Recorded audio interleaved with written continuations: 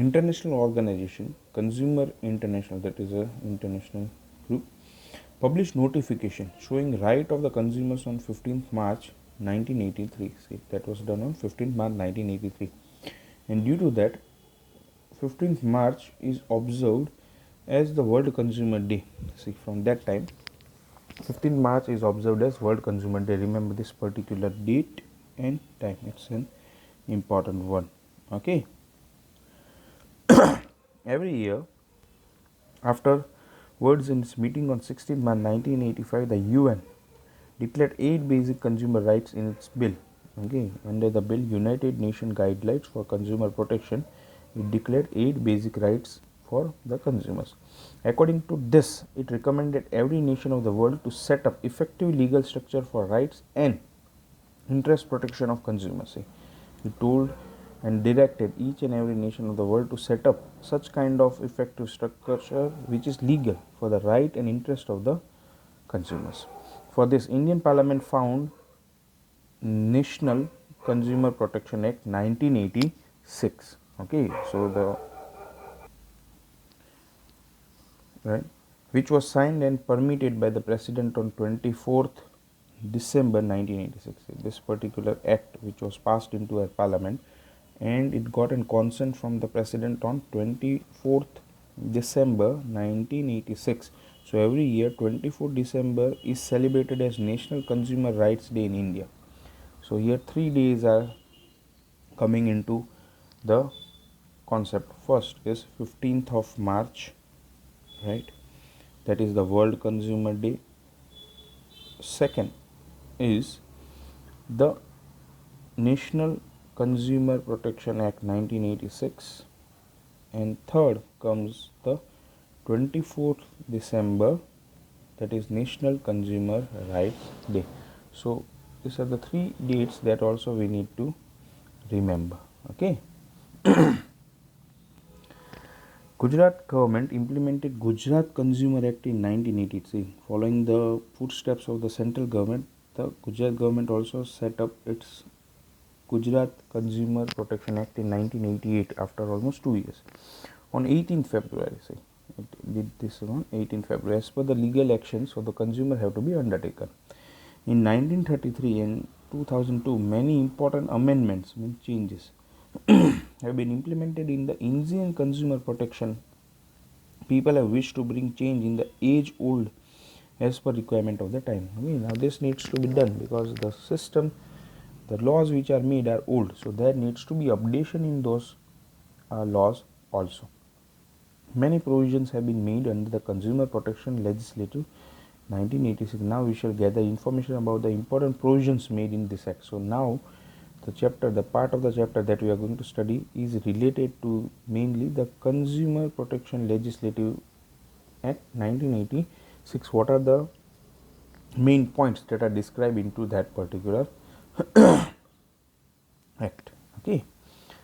Now let us see. Legislation concern consumer rights. Okay. Consumer Protection Act is a milestone. Milestone means you can say it is a very important matter in the history and social economic act of India and is helpful for people. For protection of right of consumer and their interest, this is most progressive and acceptable law which provides following provisions. Now let us see about the provisions of it. First, related to consumer service. Under this above legislative, in terms of trader, community and service, a consumer may be defined as follows. Now this is the clear definition of a consumer. As per the rule, who can be considered a consumer? Then this is the real definition of him. See, if a person has made a payment, or has promised to make a payment, or has agreed for any offered mode of payment in lieu is exchange of purchase of any commodity or service, he can be called a consumer. Okay, now who can be called a consumer? If a person has made a payment, just imagine Mr. A is there. Okay, now Mr. A wants to buy, say, a mobile phone. Okay, now if he makes payment, okay, if he pays for it, then he will be considered a consumer. Now imagine Mr. A orders this mobile phone on online, and he promises means he goes for the option that I'll pay when it comes to me. So here he is promising for that, right?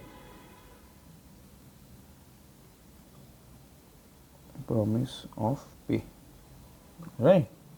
Then also Mr. A will be termed as consumer. Or he has agreed for any offered mode of payment, or he may be told regarding, say, sometime it happens that EMIs are there, so he is opting for any other mode of payment, then also Mr. A will be termed as consumer. So in short, a person who purchases something and pays for it, that person will be termed as consumer. Okay, so consumer is the legal entity into this particular act, right? See, the person who pays the value of the product either in form of installments, even if the person is paying in the form of installment, or by hire purchase system, or hires a service, either receives, is called a consumer. Sometimes we don't purchase it but we hire it, like you take something on rent, okay, then also you will be termed as consumer. But if any person sells a purchase product for business or commercial purpose, or provides free of cost service or the service under personal service agreement, they are not covered. Okay, now suppose, imagine a person purchases a thing but he sells that thing, then he will not be termed as consumer because he is not using it. He has purchased that thing for selling, and that's why he will not be termed as a consumer. At the same time, if a person purchases a thing but he donates it or he uses it for the social service purpose, then also it will not be termed as the consumer. Okay, so they are not covered under the Protection Act of the Consumers, right? Thus what we can understand here is, thus the objective of this law is to see that consumer get the product or service of high quality. Main thing is that they need to get the quality service along with its protection of interest. At the same time, there should be protection of interest of the consumer also. According to provision, if the type, quality and good of the service as well as the agreement are not as per prevailing law, or provided service are defective or deficit, or commodity is of substandard quality, the consumer may complain. Say, okay, if the quality of the goods or services is not as per the agreement, okay, or if it is defective or deficient, or the commodity is substandard, then he can complain into the consumer protection law. Next comes consumer rights. Okay,